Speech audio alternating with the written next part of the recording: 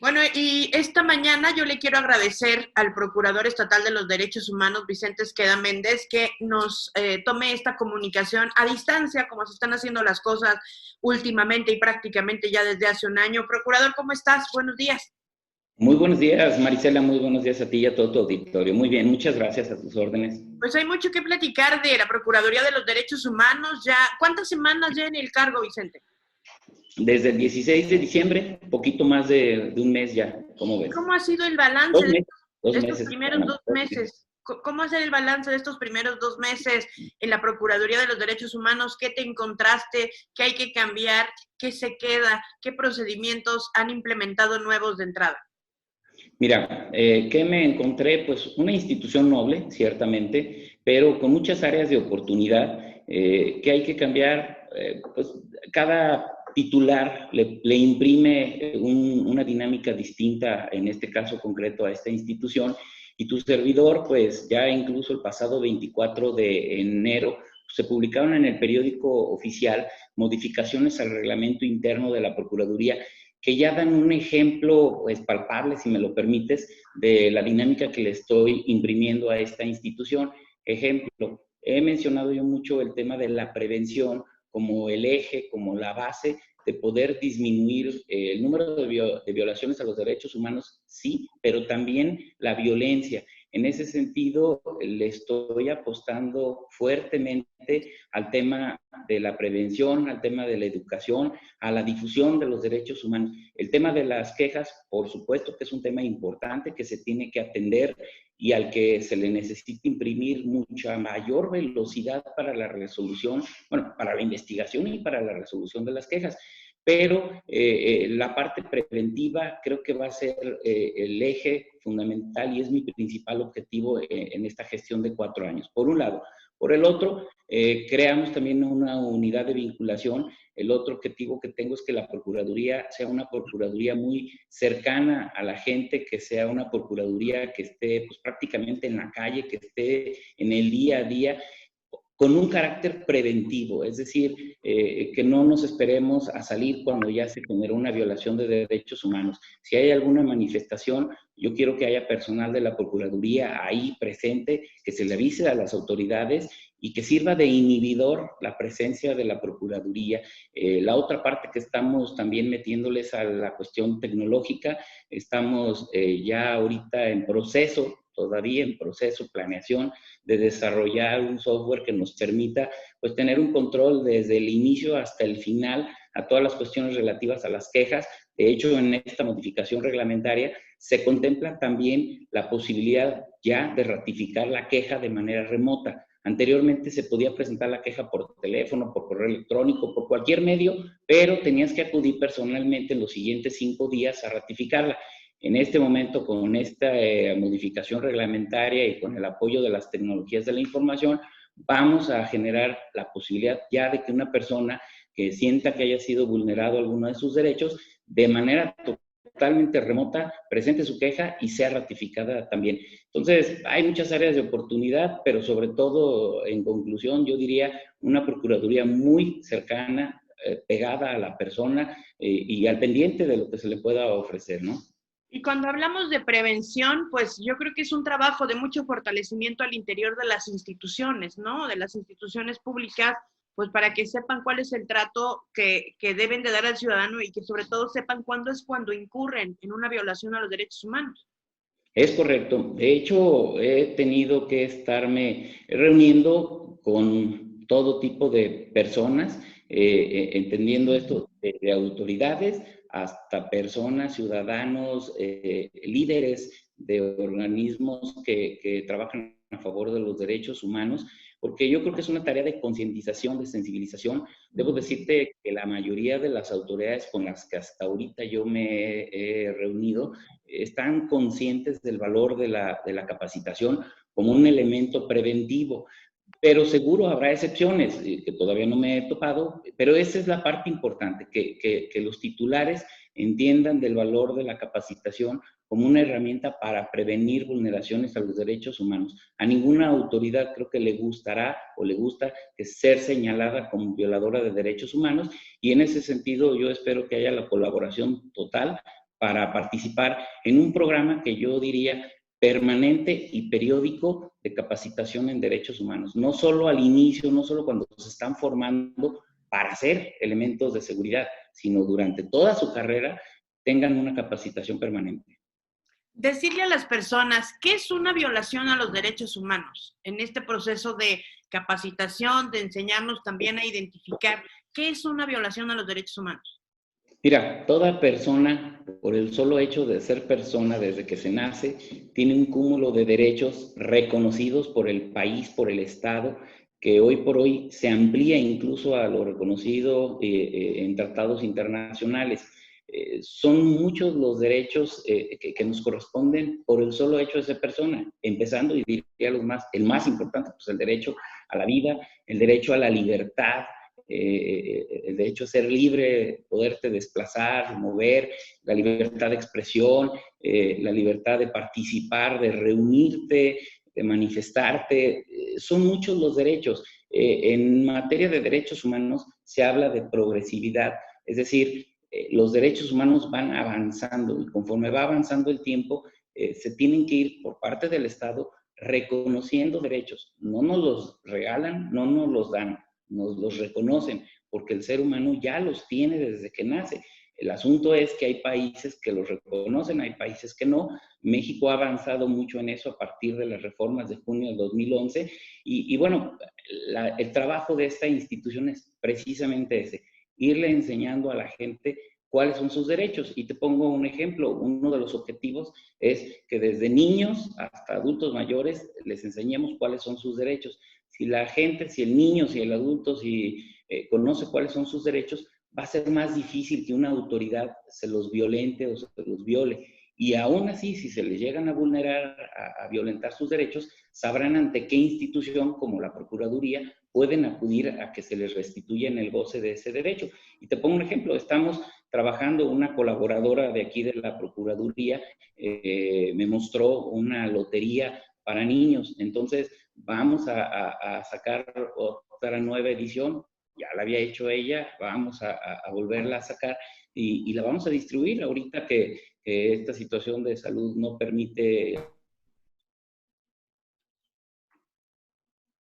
distribuir lo más pronto y hasta donde alcancemos esta lotería para niños y de tal suerte que los niños jugando estén aprendiendo cuáles son sus derechos. Eso es muy importante, las actividades lúdicas para poder enseñar a los jóvenes y a los niños. Procurador, también otro de los temas es el acompañamiento que han pedido, que habían pedido a través del tiempo los colectivos de personas desaparecidas, los familiares de personas desaparecidas. Recientemente han hallado fosas clandestinas, ayer en Jaral del Progreso, antier en Los Prietos, en Salamanca, el fin de semana en Celaya, en Saus del Villaseñor.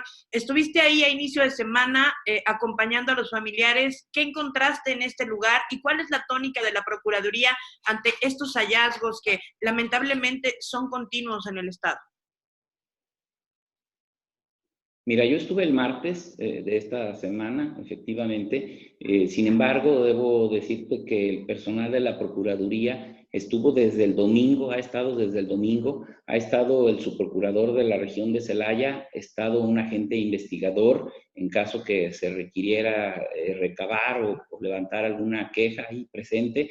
Ha estado también una doctora, una psicóloga con especialización en atender pues, crisis de esta índole y vamos, hemos estado ahí brindando apoyo a los familiares. De hecho, yo me di cuenta de esta situación el sábado por redes sociales ante la queja de ahí de algunas personas respecto a un elemento de policía municipal.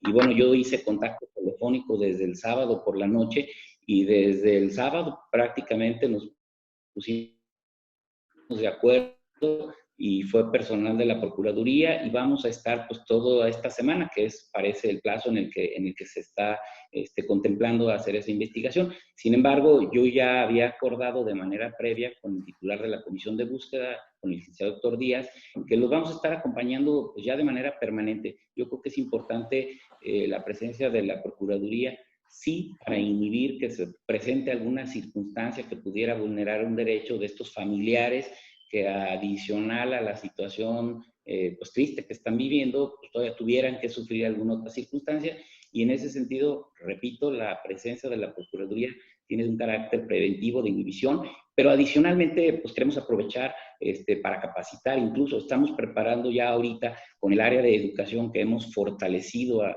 raíz de la toma de protesta de tu servidor. Estamos preparando ya un material que vamos a mandar a imprimir a manera de trípticos, en donde le enseñemos a las personas, a los familiares de personas desaparecidas, qué derechos tienen de acuerdo a la ley, algo muy sencillo, pero también queremos compartírselo a los elementos de seguridad que van en apoyo de este tipo de jornadas,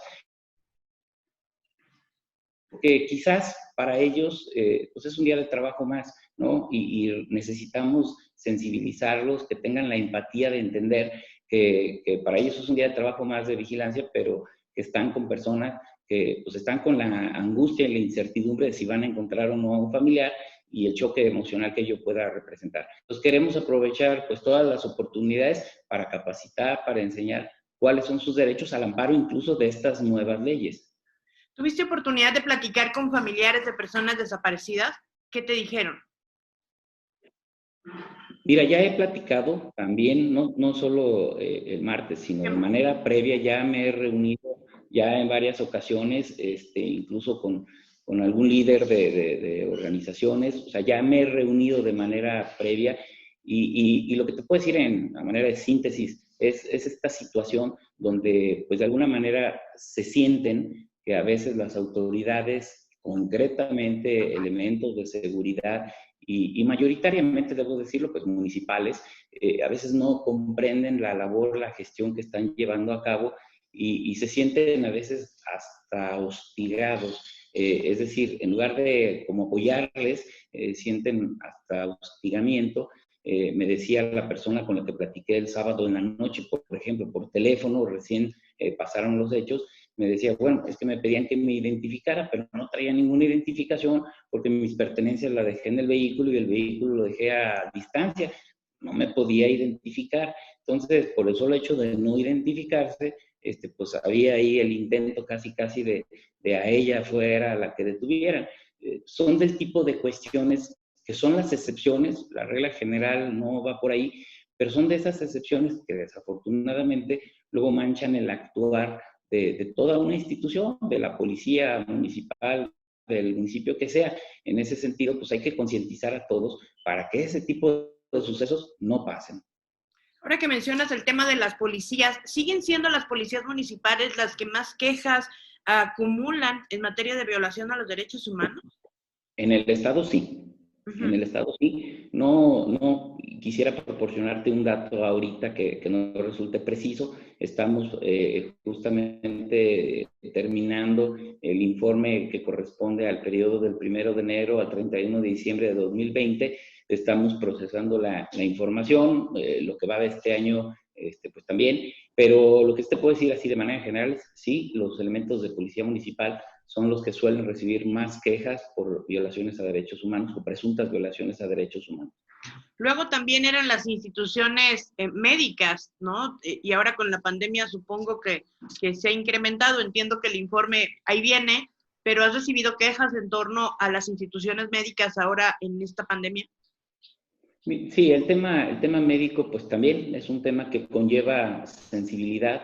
No es una cuestión, volvemos al asunto, atribuible, permítame la expresión, a todo el hospital. Normalmente estas desatenciones, omisiones que se traducen en un maltrato y que presuntamente pudieran ser también violaciones de derechos humanos, pues normalmente son atribuidos a alguna enfermera o algún médico en concreto, alguna trabajador social. Pues sí, son de los temas que también, y justamente en el sector médico es en donde también estamos colaborando. Tengo pendiente una reunión con el secretario de Salud precisamente para ahondar en estos temas de la capacitación y que resulte una sensibilización de tal suerte que se disminuya el número de quejas, porque los médicos, enfermeras, todos los que laboren en hospitales hacen lo que tienen que hacer, lo hagan de manera diligente y tengan siempre presente el respeto de las personas. Ahora, esta es una pregunta que resume lo que desde inicio de la aplicación de las vacunas nos han estado haciendo llegar, pero que se ha hecho notar más quizá por la cercanía del municipio en las últimas horas. Por redes sociales, por el radio, por muchas vías, la gente nos ha preguntado si no es violatorio de los derechos humanos el que adultos mayores tengan que pasar la noche en medio del frío, en ocasiones la inseguridad por las zonas donde están ubicados los centros de vacunación para poder recibir esta vacuna. Ahí se lo pregunto yo al Procurador de los Derechos Humanos, ¿esto no viola, esta estrategia de vacunación que ha implementado el gobierno federal, no viola los derechos humanos, en este caso de los adultos mayores? Mira, es un tema que precisamente estamos revisando en el área esta nueva de educación. Tenemos un área de investigación.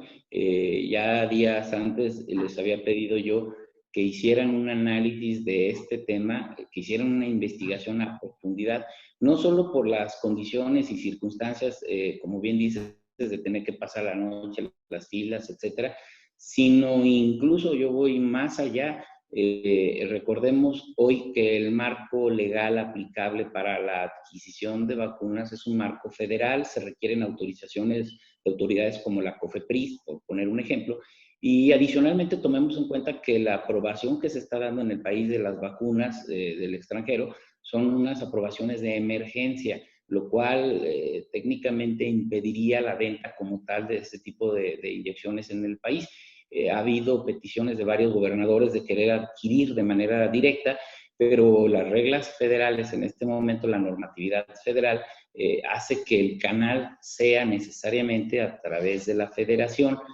Mi investigación va incluso a ese punto, porque coincido, el tema de la salud, el derecho a la salud es un derecho de todos, y en ese sentido, pues tenemos que buscar cómo sí se garantiza ese derecho y que no quede solo en el papel. Lo estamos revisando, en cuanto tengamos alguna conclusión, prometo compartirla.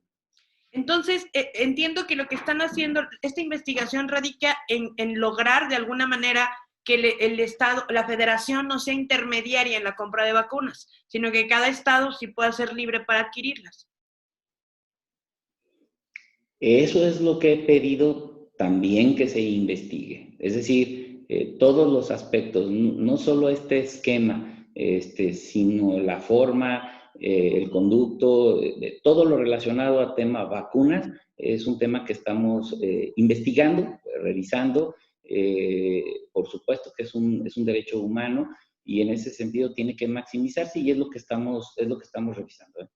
Esta investigación que realizan en esta área implica el asistir a los centros de vacunación que ahorita hay puestos y ver cómo se está generando esta vacunación. No necesariamente. La verdad es que hay muchos elementos ya periodísticos, incluso gracias a los medios de comunicación, donde esto que tú mencionas, pues se conoce ya, pues fácilmente, pues hasta en investigación por internet. Pero no, más bien lo que estamos revisando es la legislación federal, las reglas, toda esta serie de lineamientos, cuál es su alcance, cuál es el mecanismo y si pudiera o no pudiera incluso interponerse alguna medida legal. Eso es lo que estamos investigando. Vicente, pues, ¿cómo acercarse a la Procuraduría, a la gente que nos está viendo, si siente que hay alguna violación a sus derechos humanos, si hay algún interés en recibir un organismo público, una capacitación? ¿Cuál es la mejor forma de acercarse a ustedes? Mira, nuestra página de internet tiene toda la información. Es una página que, además debo decirte, estamos en proceso de rediseño, si me permite la expresión, porque le vamos a incluir mucho material visual, de tal suerte que las personas que quieran aprender, que quieran capacitarse en derechos humanos, la página de la Procuraduría se vuelva una referencia pues estatal de entrada, pero que se vuelve una referencia en cuanto a contenidos, en cuanto a información en materia de derechos humanos. Ese por un lado, sería Procuraduría de los Derechos Humanos del Estado de Guanajuato, le pueden poner PDHGTO, Derechos Humanos, los buscadores te encuentran de diferentes formas, pero adicionalmente tenemos un número 01800 que he pedido que esté disponible las 24 horas al día, los 365 días del año. Es el 800, ya no es 01, se me olvidaba, es 800-470-4400.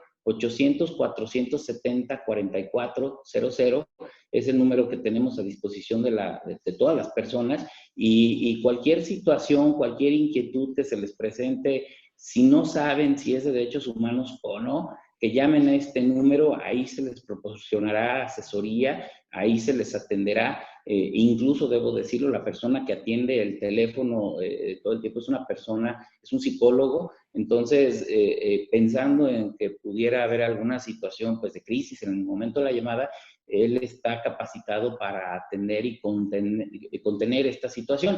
Y si el asunto evidentemente es un tema ya de índole legal, él toma nota y ya un abogado se contacta con la persona que haya hecho la llamada. Entonces, ante cualquier duda, sea o no sea de derechos humanos, que llamen a ese número, que nos contacten vía la página. El compromiso de la Procuraduría es atender a todas las personas, sea o no sea un tema competencia nuestra. Si no es un tema de competencia de la Procuraduría, la petición que yo le he hecho al jefe del área de asesorías es que hagamos el acompañamiento de las personas, que las llevemos y que hagamos el seguimiento completo hasta que su petición o su inquietud sea atendida por la autoridad que resulte competente.